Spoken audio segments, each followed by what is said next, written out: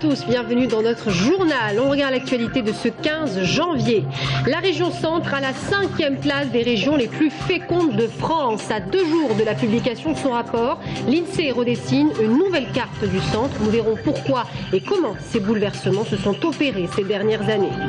Ça change du côté de la gare. Le parvis se refait une beauté. Les bonnes habitudes à prendre commencent dès aujourd'hui. On vous en dit plus tout à l'heure.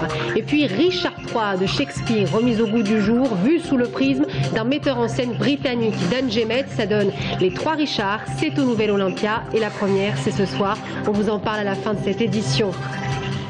Bonsoir, notre région est l'une des plus fécondes de France. Selon l'INSEE, elle occupe la 5e place au rang national. Et si l'on zoome sur nos 2 départements, le Loir-et-Cher arrive en tête avec un indicateur de 2,22. C'est en fait le département qui signe l'évolution la plus rapide de ces dernières années. À l'inverse, l'Indre-et-Loire est la zone la moins féconde avec 1,90. C'est un bouleversement qui s'est opéré sur notre carte depuis ces dernières années. Voyons ensemble pourquoi et comment avec Brian Bock. Avec près de 590 000 habitants, l'Indre-et-Loire est le département ayant la plus forte évolution démographique en région Centre. Selon l'INSEE, 2 explications.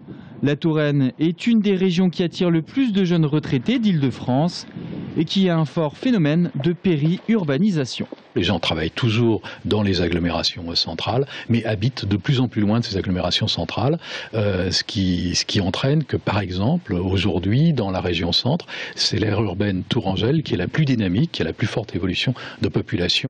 Mais c'est le Loir-et-Cher qui tire son épingle du jeu en termes de taux de fécondité. Grâce à l'influence des villes comme Tours et Orléans et le faible prix du foncier, beaucoup de jeunes couples s'installent en Loir-et-Cher, ce qui explique un taux de fécondité de 2,22.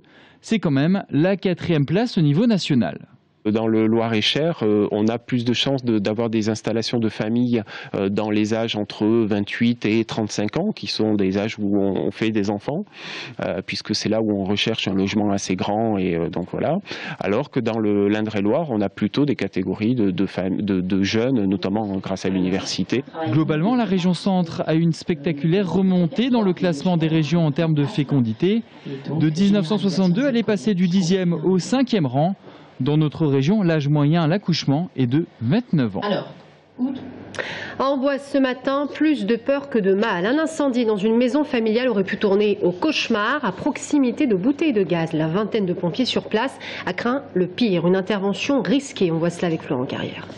Le feu a pris ce matin vers 9 h dans les dépendances de cette habitation d'Amboise, au lieu dit le Haut-Chandon. Les flammes ont rapidement embrasé une première dépendance de 80 mètres carrés. À l'arrivée des pompiers, l'incendie menaçait une 2e dépendance et la maison d'habitation d'un couple. Priorité pour les pompiers, sécuriser les lieux pour éviter tout risque d'explosion. Le personnel sur les lieux a tout de suite est intervenu à l'intérieur pour sortir des bouteilles de gaz qui étaient justement dans le premier foyer.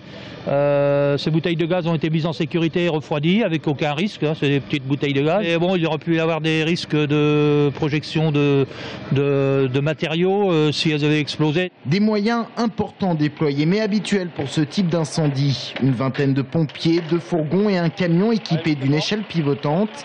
Un sinistre qui n'a fait aucun blessé. À l'origine, vraisemblablement, un sèche-linge défectueux acheté très récemment par le couple qui loue cette habitation. De l'électroménager provenant d'un de ces magasins qui rénove ou vend du matériel d'occasion. Ce matin, on l'a essayé pour voir si vraiment il allait chauffer. Et en fin de compte, il chauffait pas, c'est là qu'il a explosé.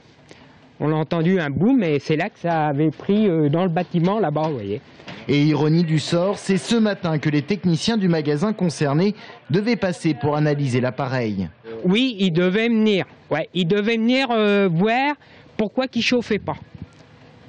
Hein, et là, ils sont venus, mais il était trop tard.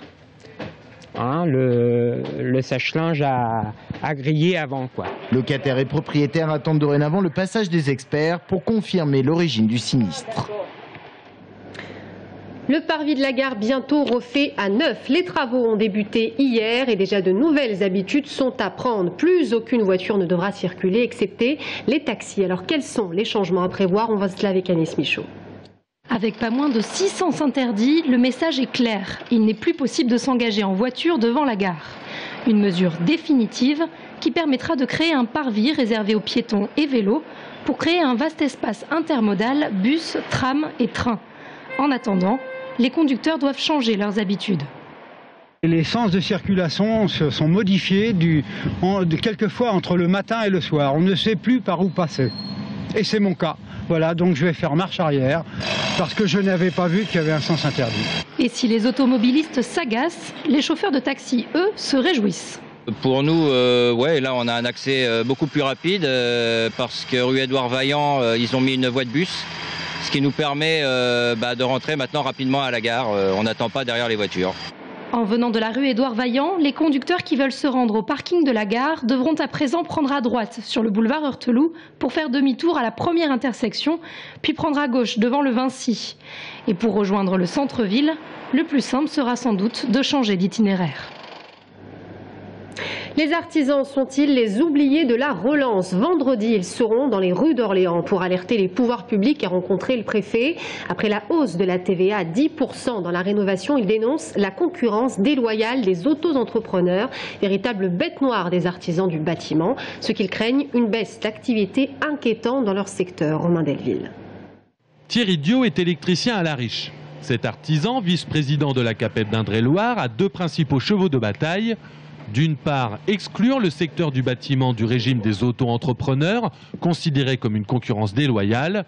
D'autre part, le retour à une TVA à 5,5% pour contrer la chute de l'activité constatée en 2012 et prévue en 2013, de moins 2,5% à 3% selon les prévisions.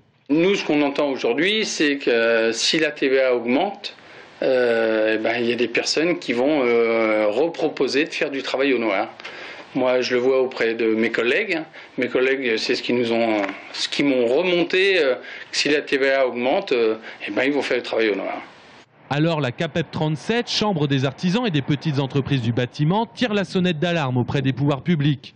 Ses représentants sont excédés de ne pas avoir voix au chapitre dans les négociations, eux qui forment plus de 80% des apprentis du bâtiment.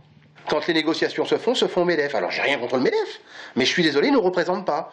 C'est eux qui ont demandé une augmentation de la TVA. Madame Parisot l'a demandé, je l'ai enregistré, ça m'a marqué.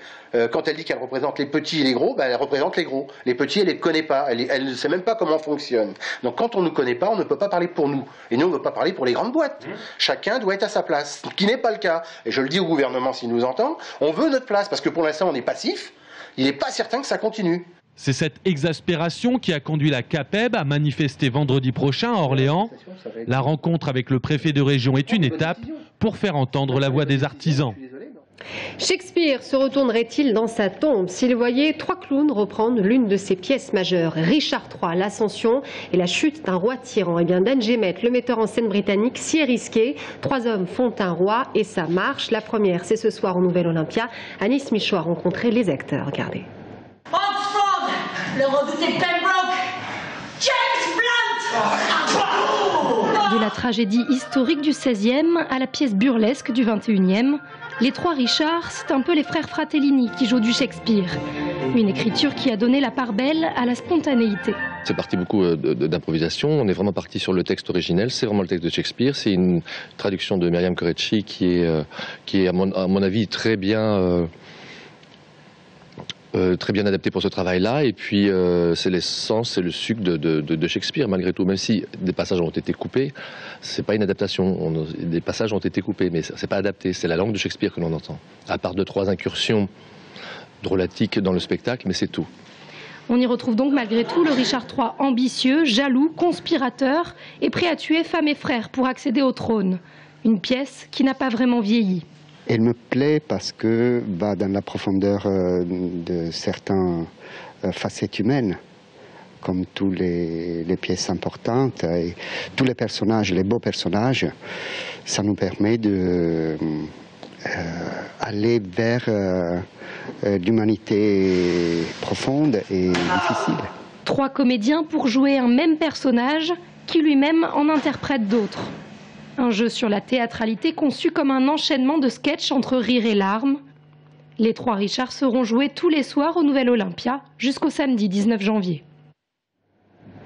Et c'est ainsi que s'achève notre journal. Merci à vous tous de nous avoir suivis. Dans un instant, objectif Mali, on reçoit le président d'une association humanitaire basée à Blois. C'est tout de suite pour l'invité de la rédaction.